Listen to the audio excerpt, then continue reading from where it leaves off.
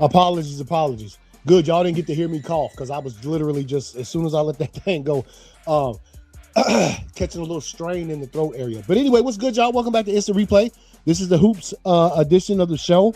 Obviously, as we look at the NBA season, college basketball just ended. We'll get to that in just a bit, talking about as far as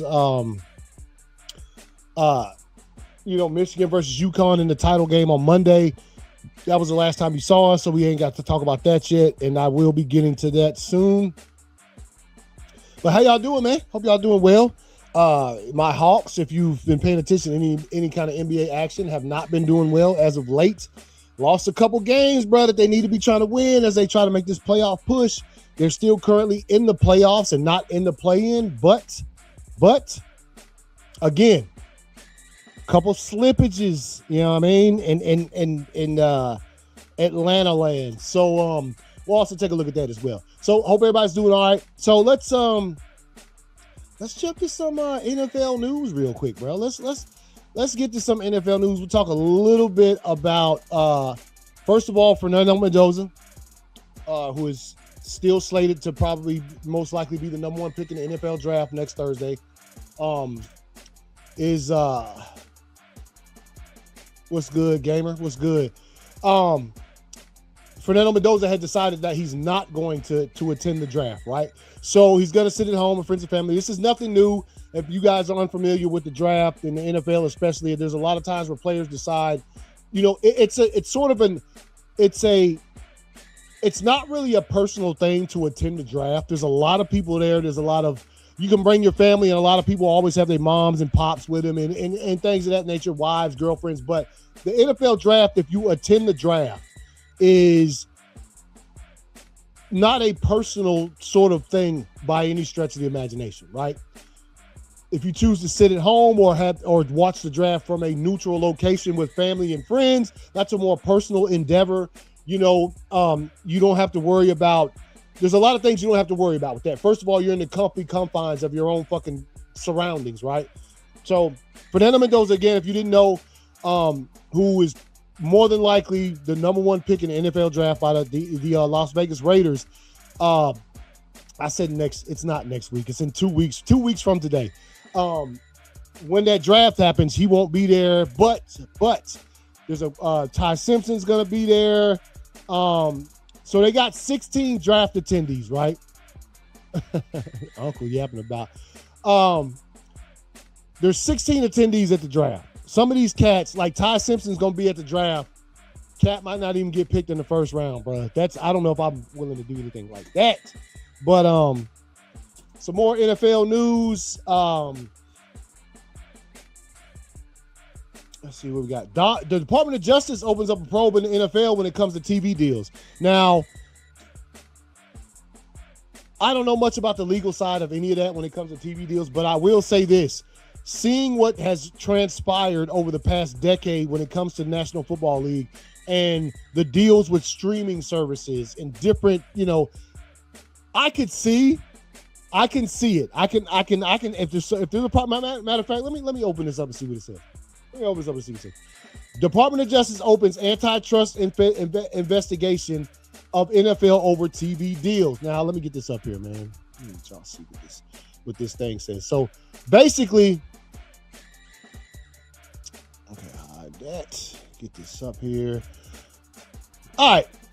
So, as you see right there, the Department of Justice opens antitrust investigation of NFL over TV deals. The Justice Department has begun an investigation into whether the NFL has violated anti-competitive practices with its television contracts that require consumers to pay subscription costs to watch some games. Sources confirmed to ABC News.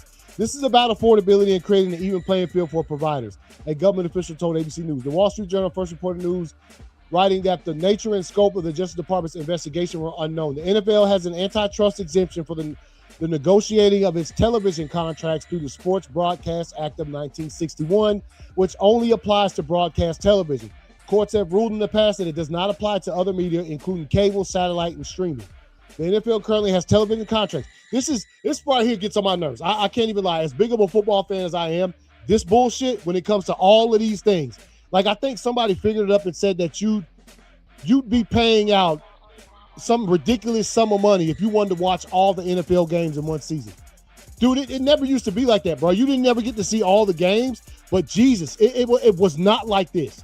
So the NFL currently has television contracts with ESPN, ABC, NBC Sports, CBS Sports, Prime Video, and Netflix to air its games, right? Subscriptions are required to watch Monday Night Football on ESPN. They aren't simulcast on ABC. See, back in the day, like last year, Monday Night Football games were simulcast on ABC as well as ESPN. Not anymore. Thursday Night Football and the Black Friday game on Prime Video and Christmas games on Netflix. Some international games also air on the NFL networks, which is owned by ESPN. Now, as far as I know, those NFL network games are still going to be on NFL Network when they're international at like 9 in the morning. All right, the NFL has also awarded select games to ESPN Plus and Peacock in the past. It says all games, however, are free on the local stations in the broadcast markets of the teams playing. The NFL's media distribution model is the most fan and broadcaster friendly in the entire sports and entertainment industry. The NFL said in a statement Thursday, with over 87% of our games on free broadcast television. Yeah, bro. All games, however, are free on the local stations in the broadcast markets of the teams playing. Okay, I find issue with that only because I live in Georgia and I'm a Packers fan, and so I can't see the games like that. All right, the NFL has for decades put our fans front and center. The 2025 season was our most viewed since 1989 and reflects the strength of the NFL distribution model and its wide availability to fans. Senator Mike Lee, who's the chair. All right, so basically it gets into some more legal mumbo jumbo.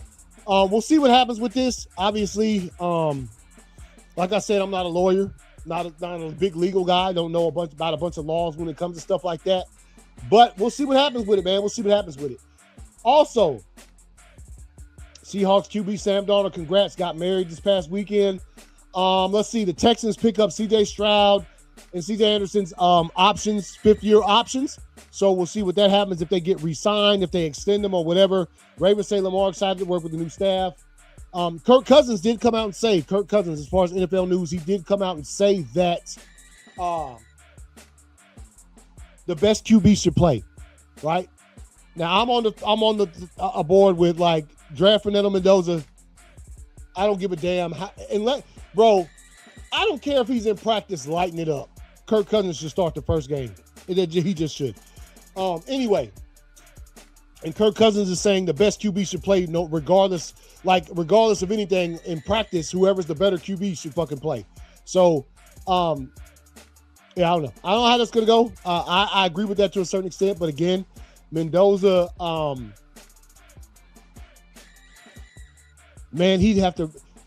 In order for me as the coach to decide to start Mendoza first game of the season, he'd have to really be clapping cheeks up in practice, dude. And like, you know what I'm saying? Like, excuse me, really, really, really impressive in practice for me to be like, yeah, I'm gonna let Mendoza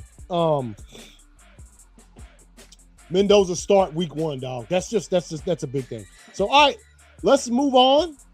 Hold on, let me get this thing pulled up. All right, let's see.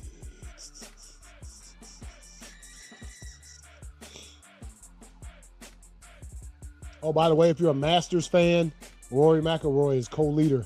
I don't know what the score is. I just seen that. I did see that he had 3 straight birdies, which is pretty dope.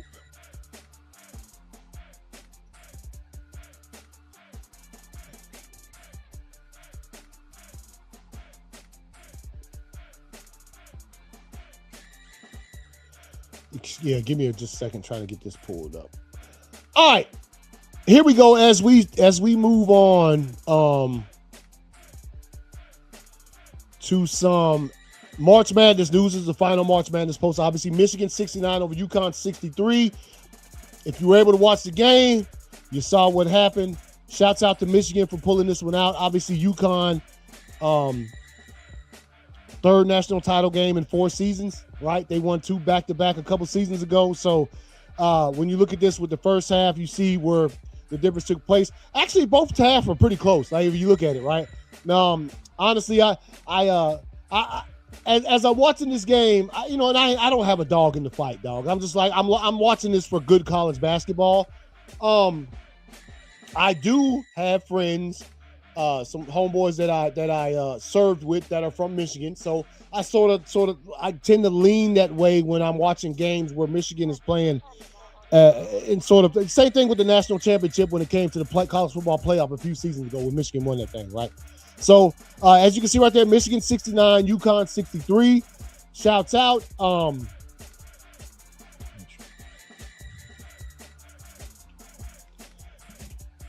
Not as big as I don't know. I guess the score is close. It's a 6-point game, but to me, watching the game, it felt like the deficit was a lot larger than that, even though it wasn't.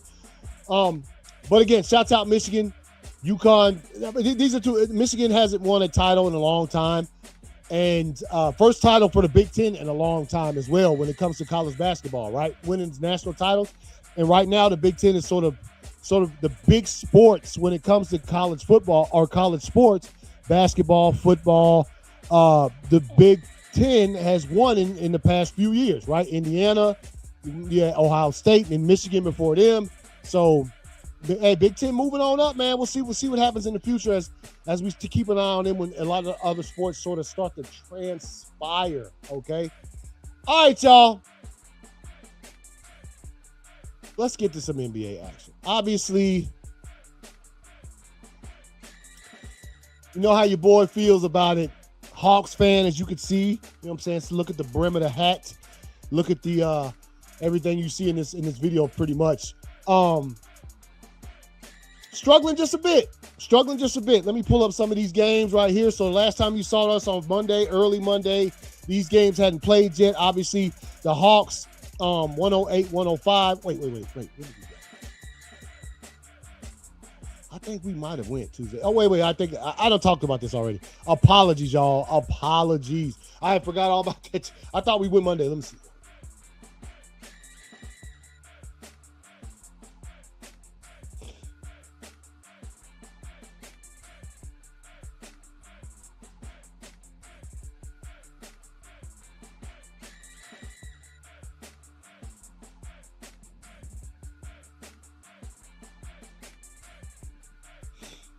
No, it was Monday. I was right. I'm tripping, man. Hold up.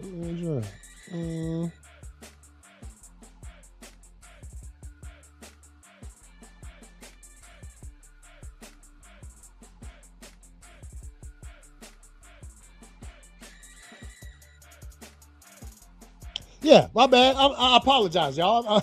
I'm tripping. All right. So anyway, the scores. Obviously the Hawks, the Knicks. I know what it was. I talked about this game at great length. Shouts out to my homeboy Chris I work with. We be talking about the Hawks and Rashid. Shouts out. If y'all ever catch these videos, I shouted y'all out on them, all right? So we always talking basketball. So we were talking about it here. Look, man, obviously we saw CJ McCollum throw up that ball at the end, was barely on his fingertips, which would have tied the game and sent this into overtime. However, that wasn't the case. The Knicks the Hawks pretty much dominated this game until we got to the fourth quarter. They were able to put handles on Jalen Brunson until the fourth quarter. The fourth quarter, Brunson, who didn't have but 13 points until that point in time, ended up with 30 points. So that's a lot of points in the fourth quarter, bro. Nickeil Alexander-Walker had 36. He was balling too, man. This is just a misfortunate game. I'll talk about the next one when we get to it, though. All right, the Pistons 107 lose to the Magic 123. The Spurs 115 over the 76ers 102. The Grizzlies 126 lose to the Cavs 142, and the Nuggets 137 over the Trailblazers 132. Portland, obviously, decent-ass basketball team, pushed the Nuggets a bit. But let's move to the next day. Let's get to Tuesday's games, bro. Tuesday, the Bulls 129 over the Wizards 98. Give me just...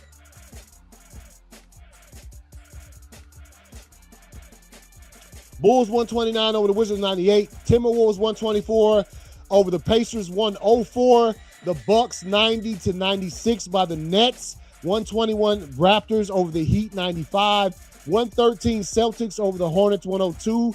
And 156 over 137 Pelicans over the Jazz. The Warriors 110-105. First dub, I think, for Steph Curry since he got back. And then obviously the second matchup between the Lakers and the Thunder in the past 3 days. 123-87 Thunder. And then the Mavericks 103 lose to the Clippers 116. The Rockets 119 over the Suns 105. That rounds out Tuesday's action. Obviously, playoff implications in some of these games, not all of them. A lot of these teams are out of it. We'll look at the standings in a minute. And then last night's games. Timberwolves 120, Magic 132. Magic catch themselves a dub over the Wolves. I'm telling you, man, Ant and the Wolves have been kind of sliding lately, bro. It looks a lot of losses lately. 116, 122, Cavs over the Hawks. Now, obviously, you know I'm going to have some thoughts about this. Even the announcer said it. When you got to the end of the game, last maybe 5 minutes or so, the Hawks, now, mind you, Jalen Johnson and Dyson Daniels both got fouled out of the game. Both of them had 6 fouls, so they weren't in the game for these last, like, crucial fucking minutes of the game. The Hawks were down by 18 points in this game, and then they brought it all the way back to only being down by 2, which is the closest that they got. I think they got to 116, 114, so as you can see, they only scored 2 more points. After that, the announcers even made a comment about the Hawks and the lack of them trying their offense last night. They weren't going. Whoever brought the ball down the court came over the half-court line, found them a spot, and shot the ball. No passing. The Hawks in their run that they've been on the second half of the season after the All-Star break, one of the biggest things about it has been the movement of the basketball for them. They lead the league in assists, bruh. How does the league that lead the league in assists get to crucial crunch time moments like 3-4 minutes left in the game and everybody's just shooting it for themselves? There was no passing of the ball, right? So, and then you had Nickeil Alexander-Walker came down, went to throw a pass with his left hand, or maybe he was trying to throw it up to the hoop and the ball came out of his hand funny. He knew it. He had an error right there. Sort of a turnover basically is what it was. And that's sort of how the game went, man. The last down the stretch, Kuminga had a good game. The Hawks had a couple of open shots at the end that they just did not make. But for the most part, in my personal opinion, their lack of going through their offense, which probably, Dyson Daniels and Jalen Johnson both fouled out of this game. So without them, which is, 50% of their offense when the ball isn't moving, I'm guessing I hate to say that they didn't know what to do without them cats, because that's not an option. Like, these are professional players. They have to know. If the best players on your team are not on the floor and it's not a situation where they can come back in, other players have to step up. And I think that the lack of ball movement really killed it for them. Because if you look at the score, where they lost by 6 points, bro. 3 points on Monday, 6 points last night. Got 2 more games left. And, we play the Cavs tomorrow night, and then we have the Magic on Sunday. So, or the Heat on Sunday. We got to win one of these games. Also, hope the 76ers lose tonight to clinch a spot where we know we're not going to be in the play-in, right? All right. So anyway, here we go. 137 Pistons over the Bucks, 111. 136 Nuggets over the Grizzlies, 119. 112 Spurs over the Trailblazers, 101. 128 Thunder over the Clippers, 110. And the Suns, 112 over the Mavericks, 107. Rounds out the games for Wednesday. The Thunder continue to roll. I think this one right here, they clinched the number 1 seed in the West. Can't be taken from them if I'm not mistaken. So we'll take a look at the standings in just a second. The Spurs continue to go. I think Wemby didn't play, hurt. Had that rib thing going on the other night when he left the game. So low point total for Jokic. Still a triple fucking double though, dog. Like, look at this, man. Look at what he had, man. 14, 16, and 10. And still, like, they won big.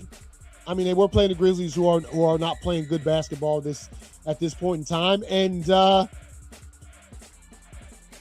Thursday games, bro. Let's get to today. Obviously, right now, 104, 106 in the fourth quarter. Very, very close game between the Knicks and the Celtics. Minute left. Celtics down by 2. The Rockets at the end of the quarter number 3 are beating the 76ers. What is that, 23 points? Obviously, Joel Embiid is not playing tonight, so, that's good for the Rockets. Kevin Durant with 23 points. Pre-game, Warriors-Lakers coming up. And then the final for the earlier games today, 128 Raptors over the Heat, 114. 119 Bulls over the Wizards, 108. And the Pacers, 123 over the Nets, 94. Obviously, these are teams that are at the bottom. So let's go to these standings, bro.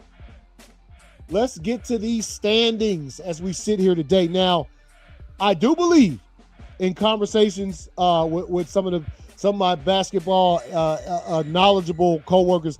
I think that if the 76ers lose tonight, the Hawks clinch a playoff spot that's not the play-in. So they'll at least see they move to the 6th seed. They've gotten bounced to the 6th seed by, losing last night. So they're in the 6th. The Raptors have won today, so they're right there. The Hawks, in order to clinch a spot where they don't have to worry about the play-in, all the 76ers have to do is lose tonight. If they lose, which they're down by 23 points to the Rockets, if they lose, we clinch, right? Which is good for the Hawks. Good for the Hawks. But if you go down here, right there, you can see it. Pistons have clinched number 1 seed. You go to the Western Conference.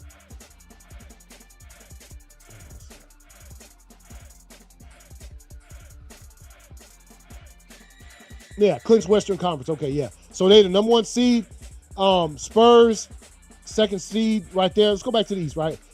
Pistons, Celtics, Knicks, Cavaliers, Raptors, Hawks, all right now.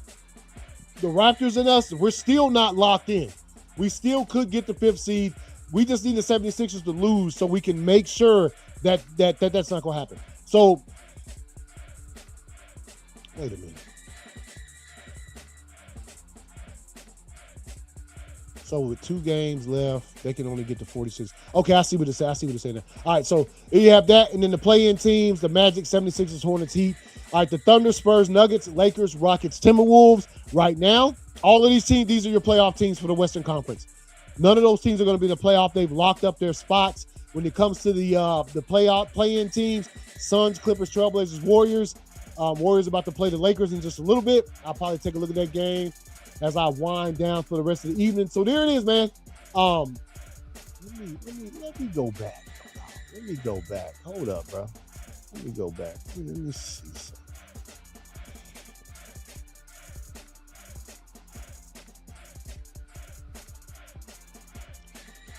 Yeah, that's what that was, man. Magic beat the Timberwolves, dude. Put them in a spot. They ain't too far behind, man. Ain't too far behind. Apologies for that. So, yeah, man. That's pretty much the basketball news I got for y'all tonight.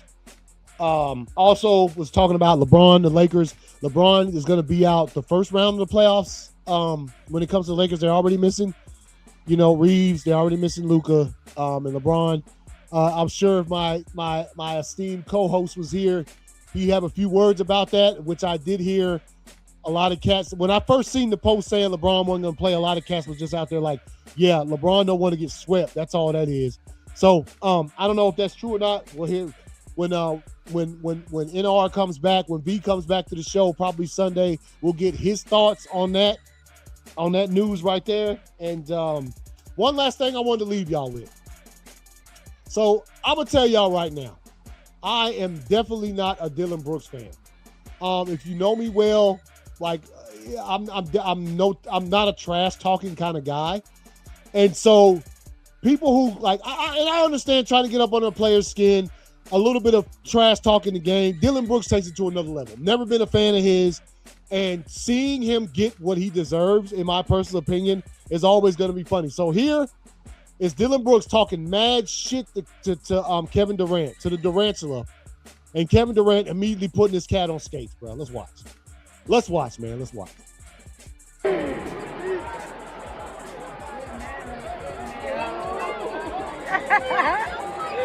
go, baby.